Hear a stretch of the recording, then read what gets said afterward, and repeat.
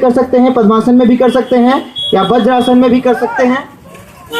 सबसे पहले वज्रासन में बैठ गए, अपने दोनों पंजों को, ये हाथ के पंजों को आगे की तरफ कर लिए इस तरीके से, जैसे ये आपका पंजा है, ऐसे पंजे हाँ आगे की तरफ कर लिए। और फिर सिंहासन का अभ्यास करने की जीभ को पूरी तरीके से बाहर निकालेंगे, चेहरे को पूरा स्ट्रेच करेंगे ऐसे, जैसे पूरा जितना हो सकेगा उतना स्ट्रेच करेंगे।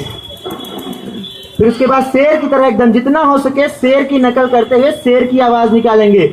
इससे आपकी सारी समस्याएं, फेस की सारी समस्याएं जो तुतलाते हैं उनके लिए भी बहुत अच्छा है, तुतलाहट नहीं रहती है, आवाज साफ निकलता है। ठीक है, सिंहासन का अभ्यास एक बार करते हैं, सभी लोग ध्यान से देखें।